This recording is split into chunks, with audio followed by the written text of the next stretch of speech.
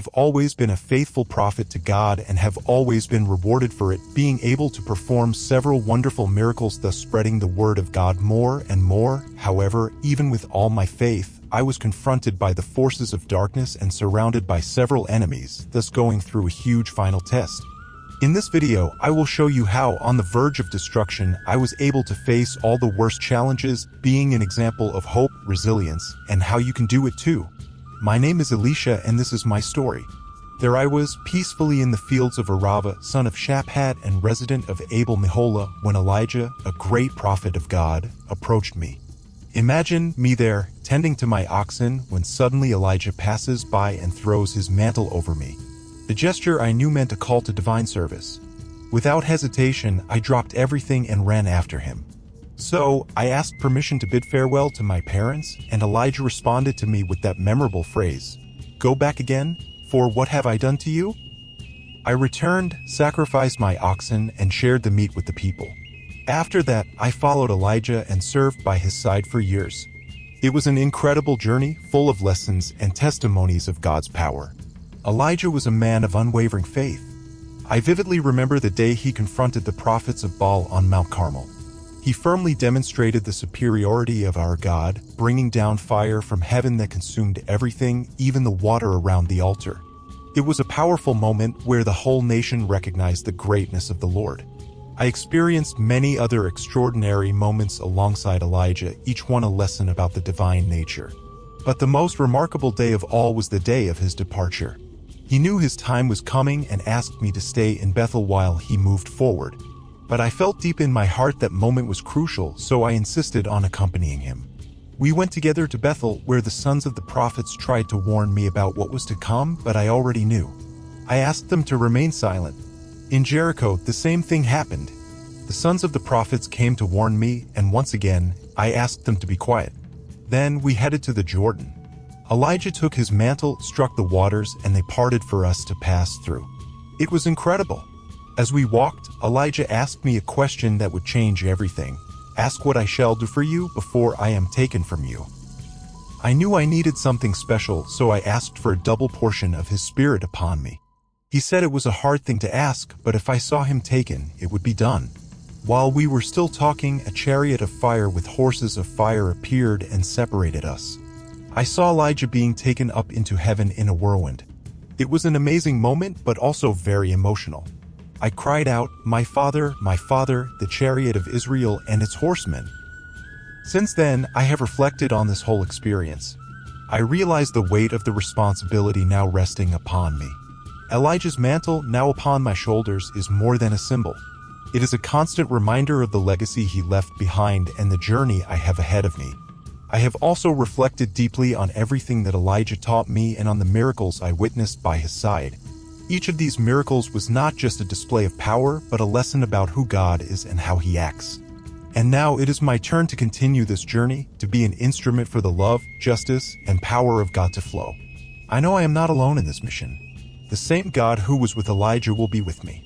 That God who answered with fire on Mount Carmel, who parted the waters of the Jordan, he will be by my side. I fully trust that, in every challenge I face, God will guide me with his wisdom and strength. But at the same time, I acknowledge my own humanity. I have my doubts and fears, like anyone else, but I have understood that true strength comes from recognizing our dependence on God. Faith does not mean the absence of doubts, but courage to move forward despite them, trusting that God will be with us every step of the way, just as he was with Elijah. As I journey through the lands of Israel, carrying Elijah's legacy and the mission entrusted by God, I constantly reflect on these truths. Each day is a new opportunity to learn, grow, and serve, and in each act of service, I see the hand of God moving, not only in my life, but in the lives of all the people of Israel. This journey will not be easy, but I know it will be filled with purpose and meaning, guided by the hand of the God who calls, equips, and uses his servants for his glory and for the good of his people. I have taken up the mantle that fell from Elijah with determination, ready to move forward with the confidence that God is with me every step of the way. After Elijah's departure, I found myself on the bank of the Jordan River, holding his mantle. I decided to test the faith and authority I had received, so with courage, I struck the waters of the Jordan and said, "Where is the Lord, the God of Elijah?" and the waters parted for me, allowing me to cross. The sons of the prophets in Jericho witnessed this and recognized that Elijah's spirit was now upon me. They came to meet me and bow before me. It was the beginning of a new chapter in my life as a prophet. My first prophetic action took place in Jericho, where the inhabitants lamented that the waters were bad and the land barren. I asked for a dish with salt, went to the spring, threw in the salt, and declared that the waters would be healed. And so it happened. From then on, the waters were healed. As I journeyed to Bethel, some young men mocked me, but I did not tolerate the disrespect. In the name of the Lord, I cursed them, and 2 bears came out of the woods and attacked them. This showed that at that time, respect for God's word and his servants was crucial. After this incident, I walked alone, reflecting deeply on what had happened. The mockery not only affected me personally but challenged the authority that God had bestowed upon me. The divine response to my curse was immediate and severe, demonstrating the power of God and the seriousness with which he demands respect for his word. However, I found myself questioning my own actions. Was I too quick to curse them? Did I act out of wounded pride or genuine concern for God's honor? These doubts plagued me, mixed with sadness for the families of those young men. I knew that being a prophet was not just about being an instrument of judgment, but also of mercy and understanding. I reflected on the challenge of finding the balance between upholding God's holiness and showing compassion for those who were still learning to walk the right path. I wondered if I could have handled the situation differently, teaching the same lesson but with less suffering. I understood that the prophet's path is one of constant learning and humility. Even as an instrument in God's hands, I was still human, subject to faults and limitations. This understanding brought me humility and the constant need to seek God's guidance in every step, every word, every action. Thus, as I moved forward, I carried this reflection with me, reminding myself of the importance of seeking divine wisdom in my ministry. Every interaction, every encounter, represented an opportunity to reflect the faithfulness and authenticity of God, balancing justice with mercy and power with love. Afterward, I journeyed to Mount Carmel and then returned to Samaria, aware of my journey and the lessons that were still to come. My journey continued filled with signs and miracles, but there was a significant incident involving a woman from Shunem. She was remarkable, always insisting that I eat at her house and even built a small room on the roof for me to rest. In gratitude, I asked what I could do for her. Though reluctant to ask for anything, my servant Gehazi observed that she had no children and her husband was elderly. So I prophesied that she would have a son within a year. At first, she did not believe, but as I had said, she conceived and gave birth to a son at the appointed time. This story is special to me. Years later, when the boy was grown, he was in the field with his father and suddenly complained of a headache. He was taken to his mother and, at noon, died in her arms. But his mother, full of faith, did not hesitate. She laid the boy in my room and went to find me. At the time, I was on Mount Carmel, so I sent Gehazi to check if everything was all right. She replied that it was, but still came to me and prostrated herself at my feet, distressed. When I learned of what had happened, I sent Gehazi with my staff to lay it on the boy, but the mother insisted that I go personally. When I arrived, I saw the lifeless boy lying on my bed. I closed the door, prayed to the Lord, and lay on the boy, mouth to mouth, eyes to eyes, hand to hand. As I lay upon the boy, something incredible happened. His body began to warm up. I rose, walked around the house, and then laid upon him again. He sneezed 7 times and finally opened his eyes. It was a moment of pure emotion. I called Gehazi and asked him to bring the Shunammite woman. When she arrived, I said, "Here's your son." She came to me, prostrated herself at my feet, and then took her son, leaving radiant. Restoring the life of the Shunammite woman's son by the power of God was something that deeply moved me. The magnitude of the miracle was overwhelming. I pondered about the power flowing through me, a power that was not mine but borrowed from God to fulfill his purposes. I reflected on life and death and on God's love and compassion. This miracle not only demonstrated God's power but also his profound concern for each of his children. I thought about the unwavering faith of the Shunammite woman, her determination to seek help, and her refusal to accept her son's death as final. Her faith was a powerful example to me, a constant reminder that even as a prophet, my trust must be entirely in God. This episode was more than just a miracle. It was a reminder of God's love and faithfulness, even in the most desperate situations. Therefore, I always reflect on where the true source of power lies. It is not in my own abilities. It is a mystery why some are healed and others are not, why some miracles happen and others do not. These questions remain unanswered, but I know that my task is not to understand all of God's ways, but rather to trust in them and faithfully serve regardless of the outcome. With these reflections in mind, I continue my journey, aware of the privilege and weight of being a servant of God, a conduit of His grace and power in a broken and needy world. Another significant moment in my ministry was when the widow of one of the sons of the prophets came to me in despair. Her husband had passed away and she was in debt, about to lose her 2 sons as slaves to pay off the debt. She cried out for my help and I asked what she had at home. "Nothing but a jar of oil," she replied. So, I instructed the widow to borrow many empty vessels from her neighbors, not just a few. When all the vessels were gathered, I instructed her to shut the door and begin pouring out the oil. Miraculously, the oil continued to flow until all the vessels were full. Then I told her to sell the oil, pay off her debt, and live on what remained. After the widow left with her vessels full of oil, I was immersed in deep reflection on God's power and provision. It was a moment that reminded me of the importance of trusting in the Lord in all circumstances and how He can transform even the most desperate situation into something full of hope. As I contemplated the incredible miracle of the oil for that woman and her sons, I recalled the words I gave to the widow: "Do not ask for just a few vessels." This was not only about expecting abundance but also about trusting in God's generosity. It was a reminder for myself and for all who heard this story that God acts in completeness and fullness, surpassing our expectations. The act of closing the door during the miracle also made me reflect. It was symbolic, indicating that certain works of God should be experienced in intimacy, away from the skepticism and disbelief of others. It was a lesson about trusting in God even when others cannot see or understand what He is doing. Furthermore, I thought about the responsibility that comes with receiving a miracle. The widow not only received the oil but also received instructions on what to do next. This reminded me that God's miracles are not just to rescue us from difficult situations but also to guide us in how to live and thrive after His intervention. Seeing God act to help a desperate widow fills me with humility and gratitude.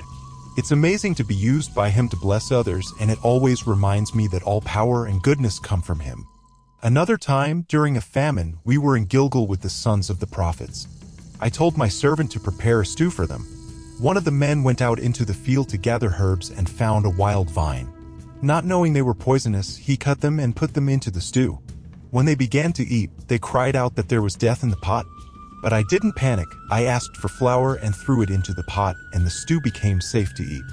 There was also a time when a man brought 20 barley loaves and some fresh ears of grain to the sons of the prophets. It seemed like too little to feed 100 men, but I instructed them to distribute it anyway. And believe it or not, they ate and there was even some left over, just as God had promised. My journey as a prophet has led me to interact with kings and commanders, such as Naaman, the commander of the army of Syria. He was a leper, but a young Israelite girl serving Naaman's wife suggested that he seek out the prophet in Samaria. She came to me with some valuable gifts. You know what I did? I didn't even go out to meet him. I sent a messenger to tell him to go and wash himself 7 times in the Jordan River, and he would be cleansed. Naaman was a bit ticked off at first, thought he deserved more respect, and didn't like the idea of bathing in an Israelite river. But his servants convinced him to follow my instruction.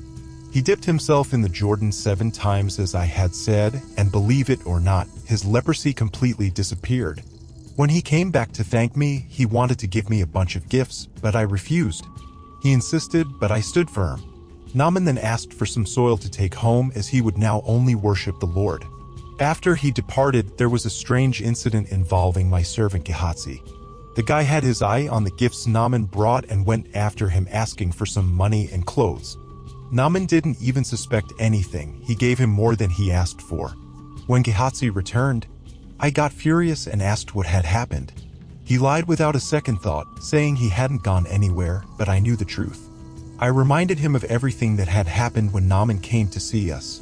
I said, my heart was with you when you went running after him, thinking about money, clothes, olive groves, vineyards, sheep, cattle, male and female servants. So, the leprosy that was on Naaman will cling to you and your family forever." After Gehazi left, I felt kind of bad, reflecting on everything. The sadness over his actions and the seriousness of the punishment I had to impose weighed on my mind. As a prophet of God, I had an important role but also a huge responsibility. The situation with Gehazi was a wake-up call, showing the consequences of corruption and greed. The guy had been with me in many important moments and witnessed several miracles, but still fell into the temptation of money. It made me question whether I had failed to teach or set an example as a spiritual leader. His conduct directly reflected on my ministry. This whole story made me think a lot about the importance of not only preaching but living the principles we teach.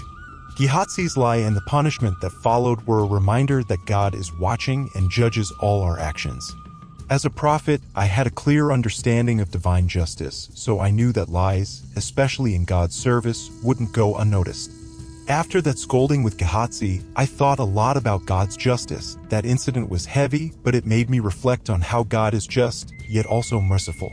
I wondered if there was a way for Gehazi to repent and redeem himself, you know? Furthermore, this story made me realize the danger of materialism. It's complicated to think about how the desire for money and comfort can even sway those who are spiritually attuned. This just reinforced to me how important it is to live a life of humility, contentment, and focus on what truly matters. And you know what else? Every choice we make has consequences. The punishment that happened to Gehazi wouldn't just affect him, but also his family. This made me keenly aware of the responsibility we have to act rightly. With these reflections in mind, I continued on my journey, knowing that ministry has its challenges and that we always need to seek God's wisdom and guidance, both for ourselves and for those under our leadership. And there was this one time when the sons of the prophets said that the place we were living in was too small, so they suggested we go to the Jordan River to cut wood to build a larger dwelling. We agreed, and while one of the men was cutting wood, the iron axe head fell into the water. He was completely distraught, yelling about how he had lost the axe and that it was borrowed. So I asked. Where it had fallen, I cut a piece of wood and threw it in, causing the iron to float. After that, I needed a little time to myself. I stayed there, reflecting on what had happened. That miracle with the axe might have been small, but there was a huge lesson there.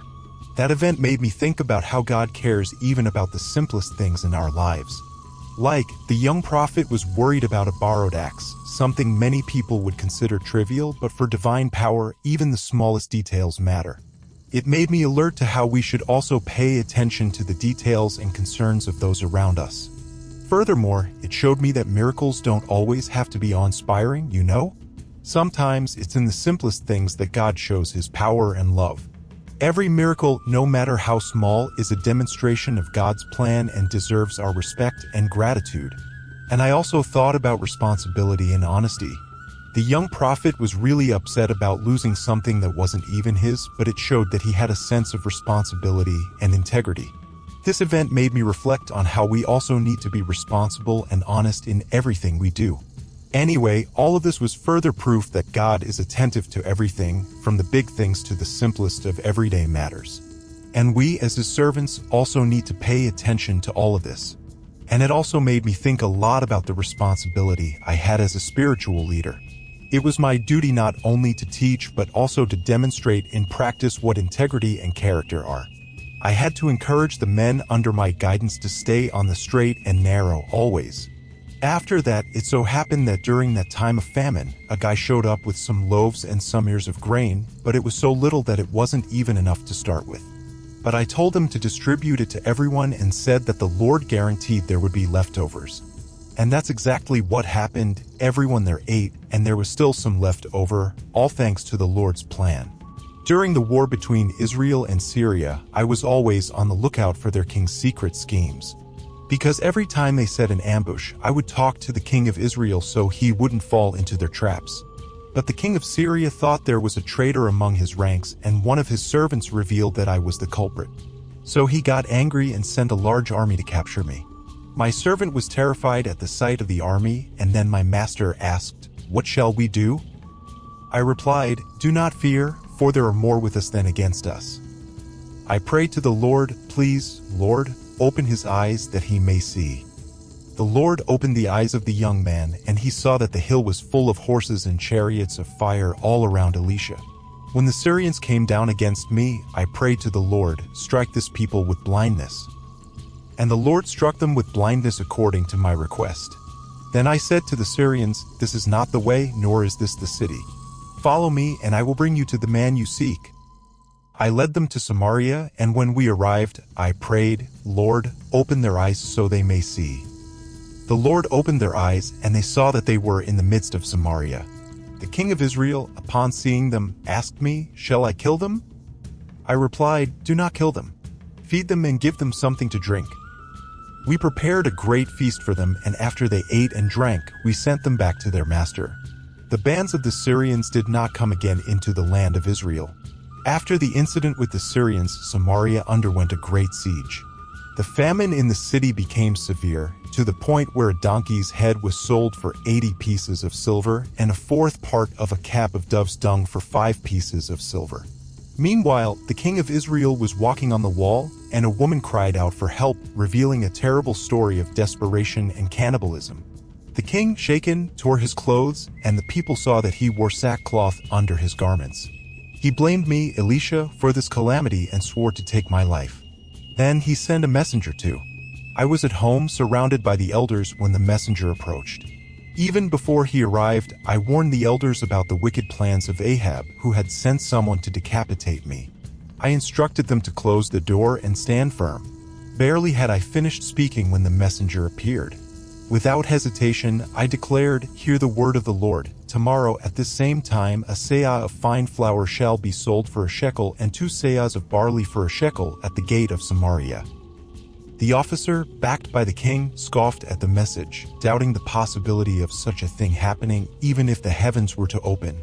I replied, you will see it happen, but you will not have a part in it. Meanwhile, 4 lepers at the city gate were discussing their desperate situation. They decided to take a risk and headed toward the Syrian camp, miraculously finding it deserted as the Lord had caused panic among the Syrians, making them think a great army was approaching. The lepers feasted, plundered the camp, and hid the treasures.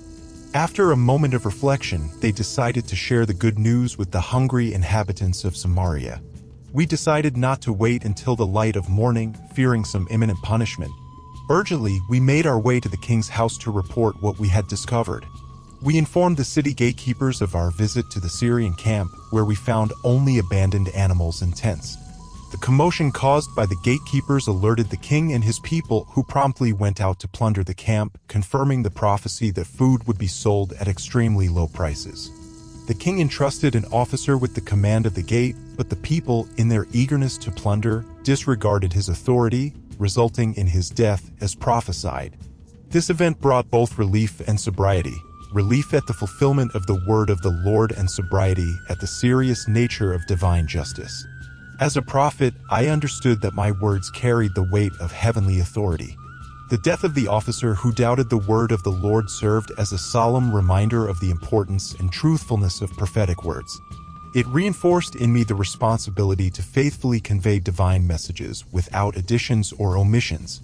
The death of the officer was not just a punishment, it was a proof of God's faithfulness in fulfilling his promises. This demonstration of divine power reaffirmed confidence in the word of the Lord and served as a warning against disbelief and scorn. I constantly remembered God's faithfulness in fulfilling his promises, both those of blessing and those of judgment. This awareness compelled me to continue serving as a messenger of God, aware of the power of his words and the responsibility that it entailed. The story of Elisha, as recorded in the scriptures, reaches a climax with the miracle that occurred even after his death, a man resurrected upon touching his bones. This event symbolizes the lasting impact and spiritual influence of Elisha even after his departure from this world. Although there are no further detailed accounts of his life beyond this point in the scriptures, his journey was marked by powerful miracles, counsel to kings, and profound impact on the nation of Israel. Elisha became a living example of faith dedicated to God and his divine purposes. I am Elisha, and this is my story, a journey of faith and service to the Almighty.